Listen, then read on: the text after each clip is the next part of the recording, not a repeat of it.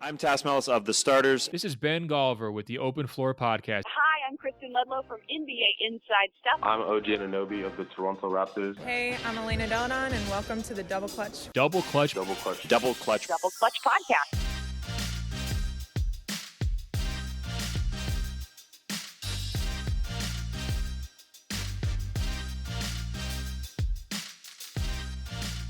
Welcome to the Double Clutch Podcast. I'm lead writer and occasional host Josh Coyne. Today we're taking a swift turn in the direction of total nonsense as we go without the NBA season due to the increasingly alarming coronavirus pandemic. To try and provide much needed distraction, I'm joined by fellow contributor Nick Whitfield. Hello, Nick. Hello, Josh. How are you? I'm good, thank you. And we're also joined by a friend of mine, friend of the podcast, from Stafford, England. It's Anthony Gale. How's it going, Ant? Hello, Josh. Thank you for having me on the Double Clutch podcast. Absolutely no problem. Full disclosure, today we're going to do something that I formulated the plan for the show and then kind of Googled the concept and realised that there's about 15 different YouTubes of people playing the same format, but we're too far now, so you might as well continue. We're not trailblazing by any means, but I hope that you enjoy it. Today, we're doing a weird NBA version of Two Truths, One Lie. So, Two Truths, One Lie, or as I like to call it, two Paul Pierces and one Brian Colangelo. For those of you who have never played the game, here are the rules. Firstly, do you guys have a pen and paper? Yes. Affirmative. Well, we'll go through 5 rounds. Each round, I will tell 2 truths and 1 lie, using random trivia about the lives of current and former NBA players. Contestants receive 1 point for each correctly identified lie. Nick and Ant will face off against each other, and the scores will tally up as we go along. Each contestant will be asked for their answer individually with some time to deliberate with their own thoughts. Time taken by each contestant will be strictly to my discretion as quizmaster. Crucially, absolutely no Googling. And we can hear your clicks and typing, so no fooling anybody. If audible clicking takes place without a kind of reasonable explanation, you will be docked points. In the case of a draw after 5 rounds for a sudden death situation, I will throw in a deciding random trivia question, and the first to answer that question wins. Are we ready? How do we feel about it, guys? That's all fine. I've prepped about 10 pretty believable lies about random clicking, so I'm pretty confident that I might be able to slip that under the radar if you catch me out. Well, considering the whole idea is that I have found a way to make up good lies, I feel as though I'm kind of trained in the dark arts of being able to identify your bullshit. What about you, Nick? I have my feathered quill ready to go to keep me from the evils of Googling. Very much appreciated. So, away we go. Round 1 is the bad boy round. In the opening round, I'm going to list a series of NBA player misdemeanors. It's your job to point out the fictional one. During each round, after I have named all 3 options, I will then throw it over to one individual and then the next. So, the bad boy round. Option 1. Former Celtic and Oklahoma City Thunder center Nenad Kristic once spent a night in a Greek police station for throwing a chair at a fellow player. His defense for the incident was that he thought it was a fan. Ex-Raptor, Celtic, Pelican, and current Timberwolves player development associate Greg Steinsma draft eligibility was waived in 2008 after he was charged for indecent exposure at a hometown baseball game. Former Pelicans and Suns guard Archie Goodwin was once taken into custody for an altercation that took place on an ice rink in Arkansas.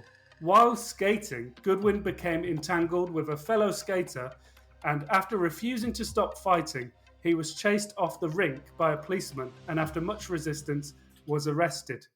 So the options are, guys, Nenad Kristic throwing a chair at a fellow player and thinks it's a fan, Greg Steinsma, draft eligibility was waived because of indecent exposure, or Archie Goodwin getting in a fight on an ice rink.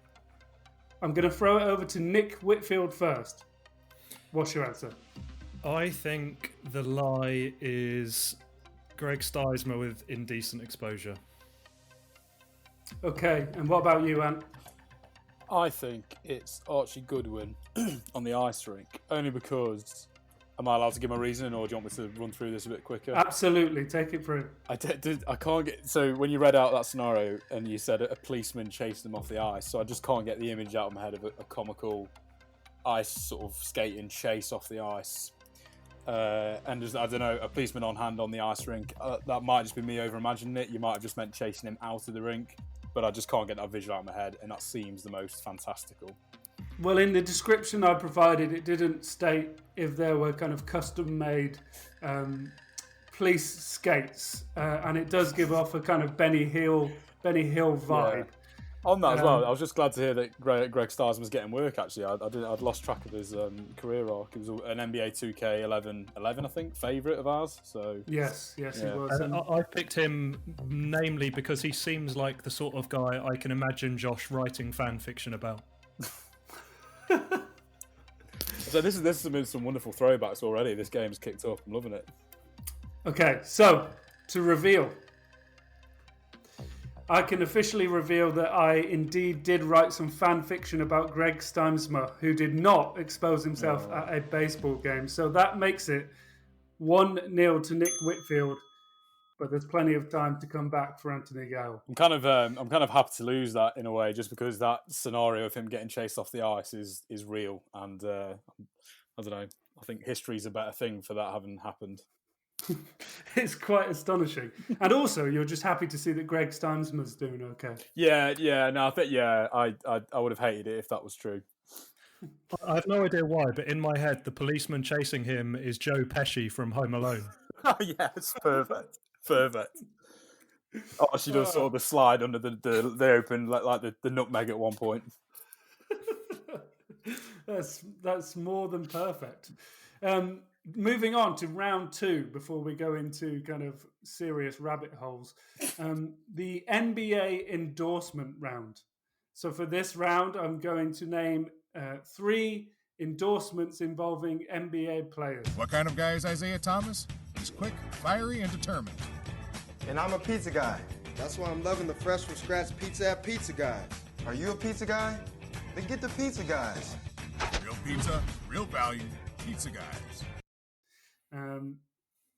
One of them obviously is false, and 2 of them are valid and true endorsements.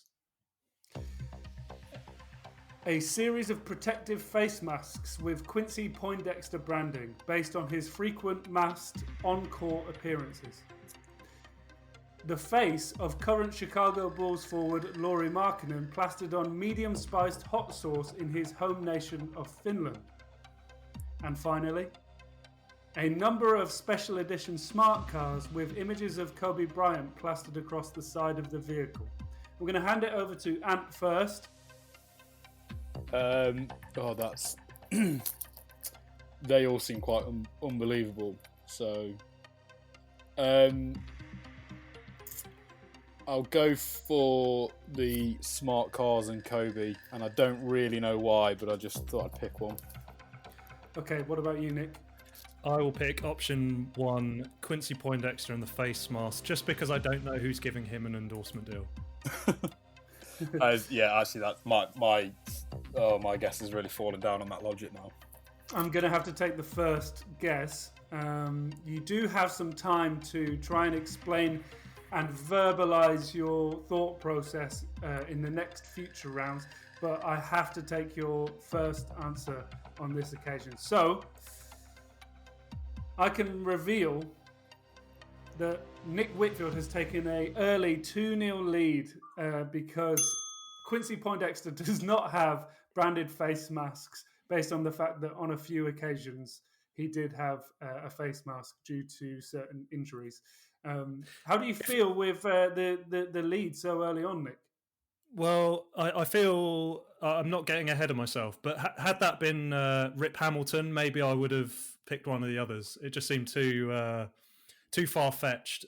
Even if he was from a small country like Markkanen, they're going to plough on everything in Finland. So Chile wasn't a big surprise to me. That's very good logic. I And think how do you feel? I've just realised why it's gone so wrong. I think my judgment was clouded there by when I got into NBA, which was thanks to the host Josh Coyne. I did have a sort of an early love for the New Orleans Hornets as they were back then, and Quincy Pondexter was a player. And I've just realised I've been completely done by my sort of bias towards them and early hero worship of outstanding players such as him. So. Yeah, the good news is I'm 2-0 down, but I'm starting to pick where this is all going wrong for me, so hopefully I can make some adjustments out of the timeout. You've got bounce back ability, in the words of Ian Dowie. Yeah. Okay, so a very, very important round here to stay afloat for Anthony Gale. This round is round 3. It's the Dated a Kardashian round. And he slams it in! Chris Humphries across the lane with a wicked slam. So this round focuses on NBA players who have been publicly linked to members of the Kardashian family, one of which I have obviously made up. So let's hope your celebrity gossip is on point for this one. Okay, so I'm going to name the options now as a list. Khloe Kardashian dated James Harden. Kendall Jenner dated Jordan Clarkson.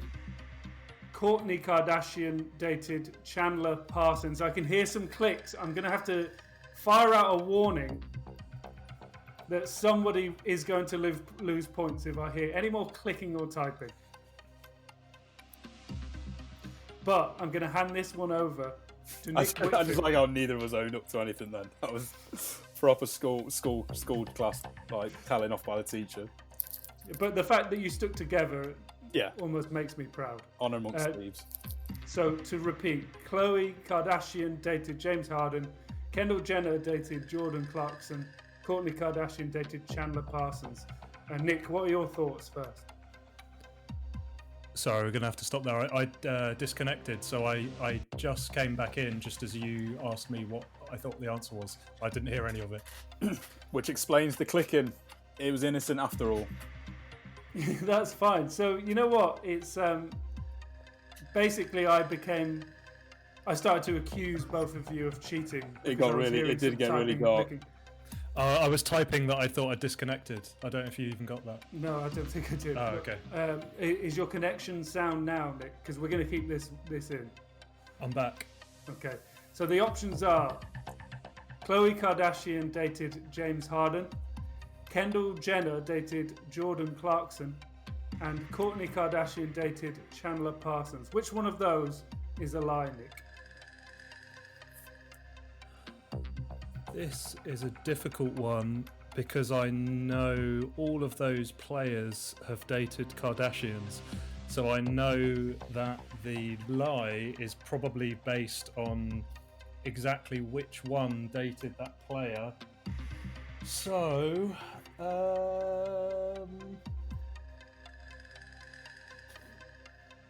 whichever one you said for Chandler Parsons, I'm guessing 1 out of 3. Okay, so Ant. Just to clarify, do I have to select a different one, or you can select whichever one you think is a lie? Oh, okay.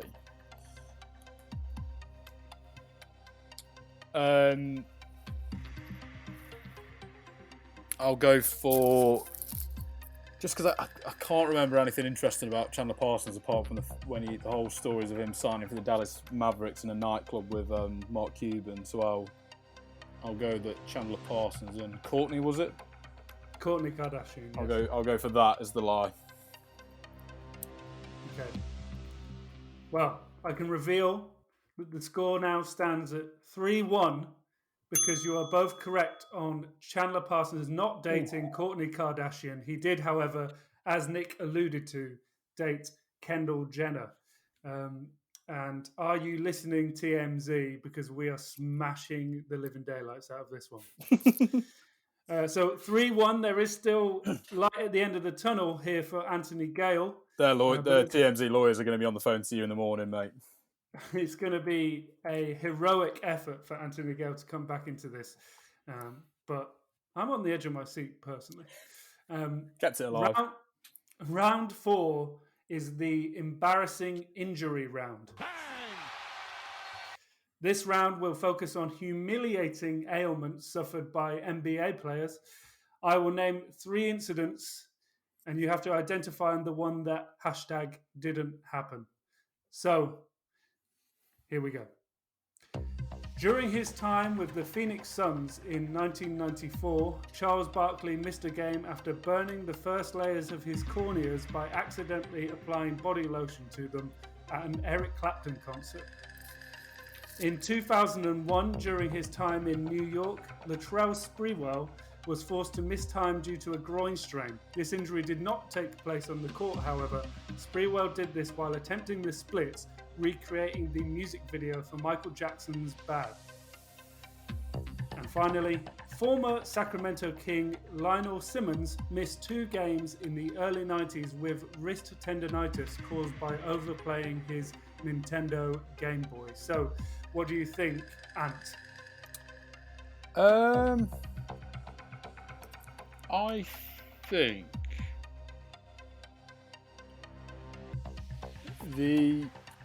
what was the second option again?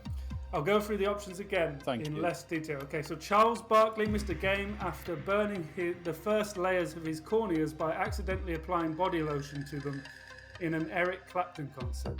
In 2001, during his time in New York, Latrell Sprewell did the splits and injured his groin, but he didn't do it on the court. Obviously, he was trying to recreate the music video for Michael Jackson's Bad.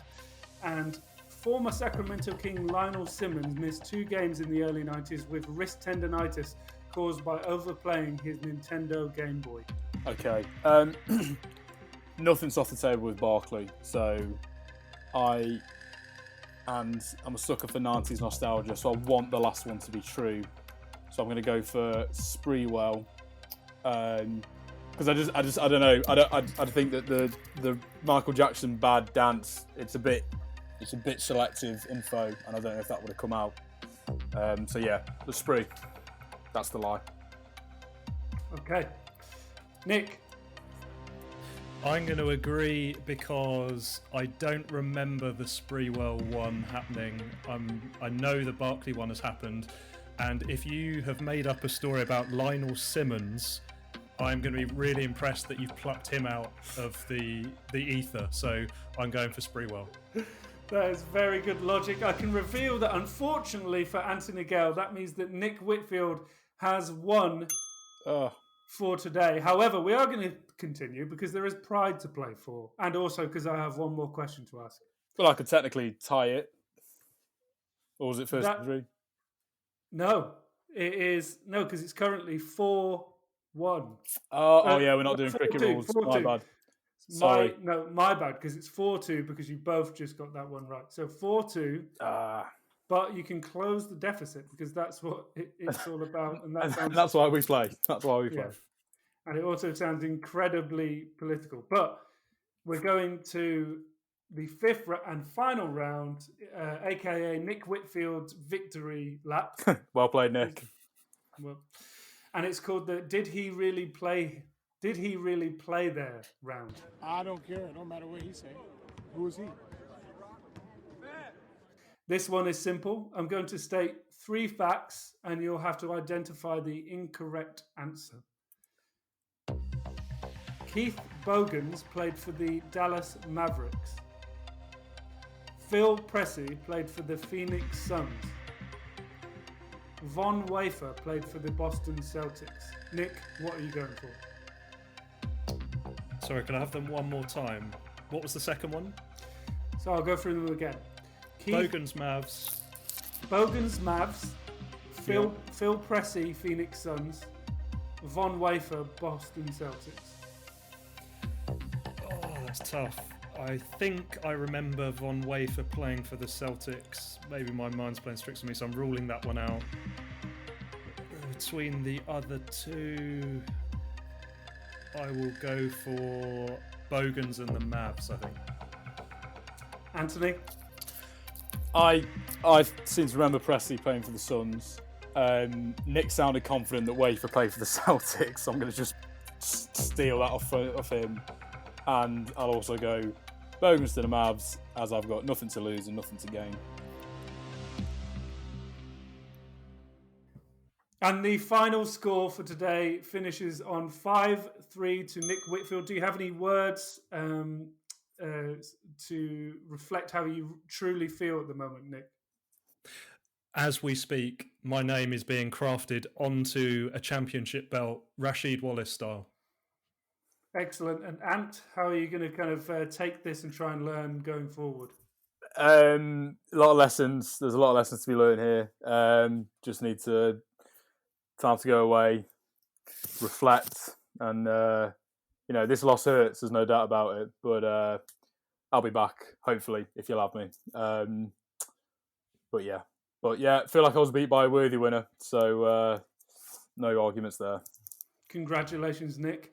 I'm going to do this. This was basically going to be the option. It was going to be a tiebreaker, but just almost, this is going to be the kind of Carabao Cup to the Premier League here. I'm going to give you a little side competition. It also gives Ant, considering it's our first episode, and I also asked him to do it 7 minutes before we were due to go online. I'm going to give him a chance for a little final victory. Yeah, what you're saying is next goal wins. Not quite next goal wins. The title belt is firmly around Nick Whitfield's. I have no idea why I continue to call you by your entire name, Nick, but it's firmly around your waist. You are the champion. But let's just play for a little bit of pride here. I'm going to list the NBA teams that a specific player has represented during their time in the league.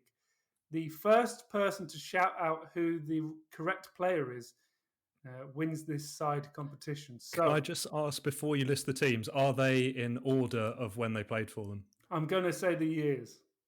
Okay. Are we ready? Yes. Drafted by the Los Angeles Clippers in 2001. Immediately traded to the Chicago Bulls, also in 2001. Moved to the New Orleans Hornets in 2006.